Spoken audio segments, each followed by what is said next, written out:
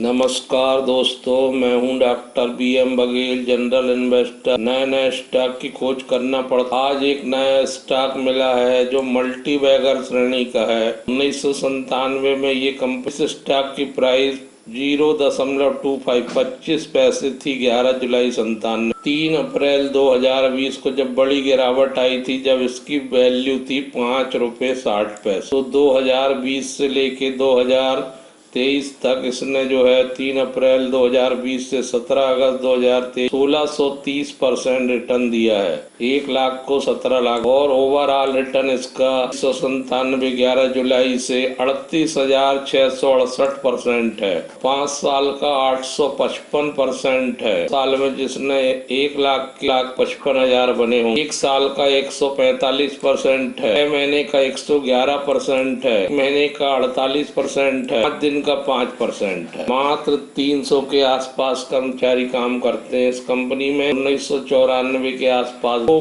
Piccadilly agro industry कहते हैं। Agro के नाम से ये कंपनी, वस्तुतः इसका सेक्टर है बेवरीज और डिस्टिलरी। पूरे फेस वैल्यू 10 रुपए का है ये स्टॉक। रिटर्न ऑन इक्विटी 13 की है। कर सेक्टर है इसका। इस कैटेगरी में आता है। प्राइस बुक वैल्यू 4.19, थोड़ी ज्यादा।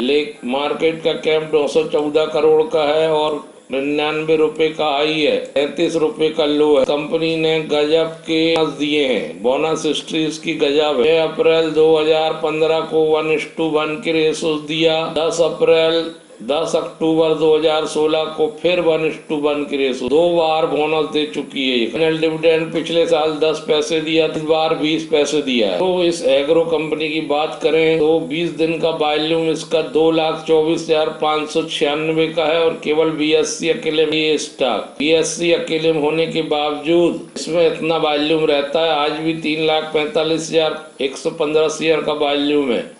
मतलब बहुत लोग एग्रेसिव है इस पर्टिकुलर स्टॉक के लिए इन्वेस्टर। इसमें 7.97% प्रमोटर ने अपने खुद के पास रखा हुआ है और 29.2% हिस्सा पब्लिक के लिए छोड़ा हुआ है। 0.01% हिस्सा खुद के पास है। 0 प्रमोटर प्लेजिंग है। ये United Spirit, United Breweries, Radico Khaitan, Tilak Nagar industry के ईयर्स में आती है। इसकी स्थापना हुई थी 1994 में। ये 168 एकड़ में है इनका पूरा प्लांट। का संचालन 1996-97 में शुरू हुआ। पहले केवल ये शुगर का मैन्युफैक्चरर करते थे, बनाते थे, जिसकी कैपेसिटी 2500 TCD थी। नवीनतम टेक्नोलॉजी पर आधारित थी। ये डिस्ट्रिक्ट करनाल हरियाणा में है। ये इनकी इकाई धीरे करके ये एक्सपेंशन करते चले गए। अब ये इनके पास शुगर मिल तो चली रही है इनकी कंटिन्यू, लेकिन अब इनके पास डिस्टिलरी भी है। उनका कहना है कि आगे 2 प्लांट होंगे, ग्रैंड प्लांट होंगे 100 टन पर डे वाले,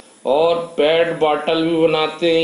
ये जो पैड बॉटल होती है, इसका यूज जो है 750 ml से 180 ml तक की बॉटल बनती है। बॉटलों का प्रयोग जो है डिस्टिलरी के लिए किया जाता है, खुद के कंजप्शन के लिए। और कंपनी फ्यूचर में SKL per day malt spirit plant लगाना चाहती है और माल्ट स्प्रिट बनाना चाहती है। Bareilly food grade CO2 plant बनाया हुआ है। Company set food grade CO2 plant supply हुआ है विटामिन ऑफ USA से। ये जो CO2 होता है वो रिकवर करता है फर्मेंटेशन प्रोसेस और कंप्रेस करता सिलेंडर। बेवरी यूनिट स्थापित करने का लाइसेंस भी मिला हुआ है। इसमें 3 लाख HLPA तक, ये इसको बढ़ा 3 लाख HLPA से बढ़ा 5 लाख HLPA तक कर सकते हैं। तो रेवेन्यू आई है FY24 की 218 करोड़, पिछले साल से 18.83% ज्यादा, और नेट प्रॉफिट आया है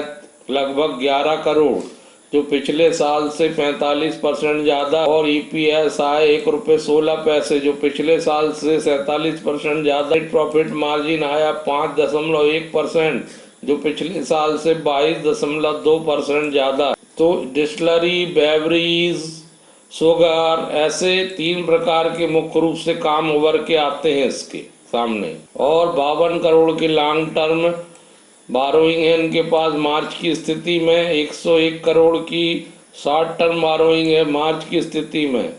और 136 करोड़ के रिजर्व हैं, तो इसमें कोई परेशानी चिंता वाली बात नहीं। ज़्यादा हाई रेप नहीं है ये कंपनी। आज 5% बढ़ा ये स्टॉक, चूंकि रिजल्ट अच्छा आया है इसलिए इस पॉइंट ऑफ व्यू से मैंने आपको बताया है। लेकिन फिर किसी भी स्टॉक में प्रवेश करने से पहले किसी के बताने पे नहीं जाना चाहिए, खुद एनालिसिस करना चाहिए। 5% लोग जो शेयर ट्रेडिंग के लिए आते हैं वो घाटे में जाता, कारण क्या है? वो 95% लोगों को फायदा क्यों नहीं होता?